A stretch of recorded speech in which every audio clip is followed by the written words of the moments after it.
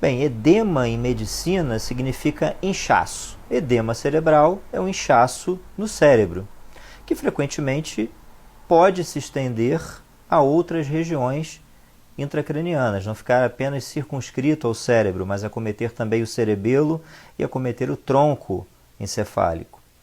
E ele pode ser de tipos diferentes. Os mais comuns são o edema citotóxico, cito de célula, tóxico, que é o edema que ocorre quando você tem uma isquemia cerebral. Quando ocorre uma isquemia cerebral, eu já expliquei aqui que isquemia cerebral é quando ocorre um entupimento do vaso sanguíneo, não chega ao tecido cerebral glicose, que é a molécula da onde o neurônio vai tirar energia, e não chega oxigênio, ou seja, há uma falência energética, uma falência na produção de ATP pelas células neuronais e até pelas células gliais. Como consequência disso, existe também uma falência nas bombas iônicas, que jogam sódio para fora e potássio para dentro, ou até nas bombas de cálcio também, nas cálcio-ATPases. A consequência disso é o que? A entrada maciça de íons positivos nos neurônios e na glia, e com consequência a entrada de água na célula. Então o edema citotóxico é basicamente o edema celular. É diferente do conceito de edema em outras regiões do corpo, em que há extravasamento de plasma ou de linfa, se for acometido um vaso linfático, e aí o seu braço fica inchado por extravasamento de líquido do vaso sanguíneo. No caso do edema citotóxico, da isquemia cerebral, o edema está na célula, é um edema celular, por falência energética e desbalanço iônico, com entrada excessiva de água. A célula fica túrgida, cheia de água. E isso compromete, obviamente, todo o metabolismo celular, toda a bioquímica intracelular, o funcionamento das organelas celulares, subcelulares, e o indivíduo acaba tendo perda daquele tecido cerebral, morte, necrose daquele tecido cerebral acometido por aquele edema. Então isso ocorre no AVC isquêmico, principalmente. Nos tumores e nas infecções cerebrais, como por exemplo nos abscessos bacterianos, na neurotoxoplasmose, que é uma infecção parasitária que acomete pacientes imunossuprimidos, o edema não é o citotóxico, é um outro tipo de edema. Aí esse se assemelha mais aos edemas que acometem outras partes do corpo, porque o edema da infecção, o edema do tumor, é um edema vasogênico, de origem no vaso sanguíneo. Como é que ocorre isso? Bom, basicamente o tumor é um conjunto de células que é estranho ao seu organismo.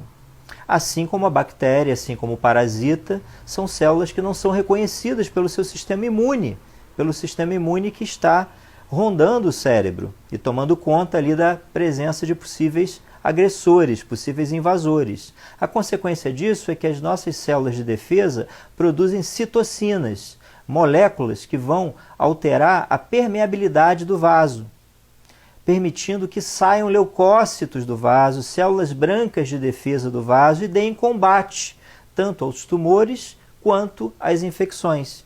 Só que junto com essas células de defesa sai também o plasma, sai também o conteúdo líquido do sangue. E aí esse plasma se espalha, se difunde pelo interstício, né, pela neurópila, que é o tecido ali parenquimatoso do cérebro, né, o parênquima cerebral. E esse edema, quando muito intenso, comprime estruturas importantes. Aliás, o edema citotóxico também comprime estruturas importantes se for muito intenso.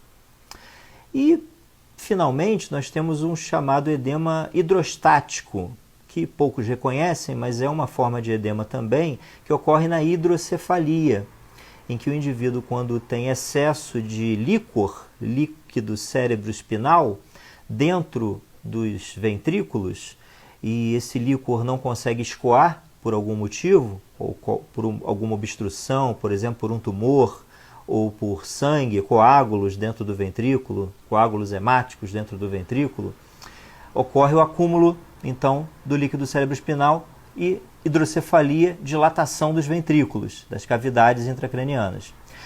O acúmulo, às vezes, desse líquido é tão grande, tão intenso, que ele começa a extravasar pelo epitélio que reveste internamente os ventrículos, chamado epitélio ependimário. Ele extravasa e começa a aparecer no interstício o excesso de líquido.